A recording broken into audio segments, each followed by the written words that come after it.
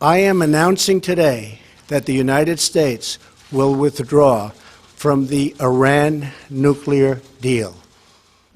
دادێت کاردانەوەکانی پیشانەوەی ئەمریکا لە ڕێکەوتنە ئەتۆمیەکەی پێنجکۆیەک و لێدوان و هەڕەشەکانی سەرۆک و وەزیری دەرەوەی ئەمریکا زیاتر دەبێت. جانیڤس لێدریان وەزیری دەرەوەی فەڕەنسا جارێکی تر ڕەخنەی ئاڕاستەی گەمارۆکانی ئەمریکا کرد لەسەر ئێران و بە هۆکاری نەئارامی ناوچەکەی دەزانێت.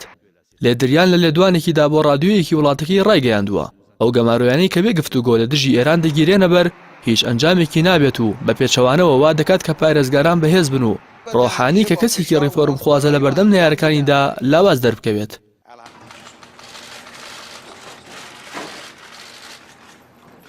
لێدوانەکانی وەزیری دەرەوەی فەڕەنسا پاشەوە دێت کە دۆناڵد ترامپ سەرۆکی ویلایەتە یەکگرتووەکانی ئەمریکا لە ڕێکەوتنی ئەتۆمی پێنجکۆیەک کشایەوە و وەزیری دەرەوەی ئەمریکاش لە یەکەمین لێدوانیدا لە مەراسیمی تەزبەکاربوونی لەسەر سیاسەتی تازەی وڵاتەکەی لە ڕۆژهەڵاتی ناوەڕاست ڕایگەیاند قورسترین گەماروی مێژوویی بەسەر ئێراندا دەسەپێنین. لە بەرامبەریشدا فەرماندەی سوپای پاسداران لە بەردەم پەرلەمانی وڵاتەکەی ڕایگەیاند ئەوان چاوەڕێی مۆڵەتی ئەمریکا ناکەن بۆ پەرەپێدان بە توانە سەربازیەکانیان. لەلایەکی ترەوە محەممەد باقری سەرۆکەرەکانی سوپای پاسدارانی کۆماری ئیسلامی ئێران وتی سوپای پاسداران لە ئێستا توانای بەرگری لە خۆکردنی هەیە و بەردەوامین لە پەرەپێدان بە توانە بەرگریەکانمان. لە درێژەی قسەکانیدا باقری وتی ئەمریکا جورئەتی ڕوبەڕووبوونەوەی سەربازی ئێرانی نییە.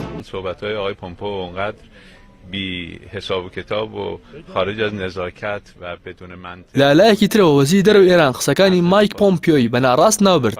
پاش ئەوەی مایک پۆمپیۆ ئێرانی تاوانبار کرد بە یارمەتیدانی گروپە شەڕکەرەکان لە سووریا و لوبنان و شەکپێدان بۆ گروپانە محەممەد جاواز زەریف وتی قسە و تۆمەتەکانی وەزیری دەرەوەی ئەمریکا تۆمەتە کۆنەکان و شتێکی تازەییتیانە. مایک پۆمپیۆ وتیشی ڕێکەوتنی ئەتۆمی دەرفەتی ڕەخساندووە بۆ ئێران بۆ فراوانکردنی هەژمونی خۆی لە ناوچەکەدا و پارۆخوێنی خستووەتە خزمەتی فەرماندەی سوپای پاسداران. ڕێکەوتنی ئەتۆمی نێوان ئێران و 5 وڵاتی ئەندامی هەمیشەیی لە نەتەوە یەکگرتوەکان بە هاوڕێ لەگەڵ ئەڵمانیا و یەکێتی ئەوروپا پاش مانگێک لە کۆبوونەوە بەدەستات.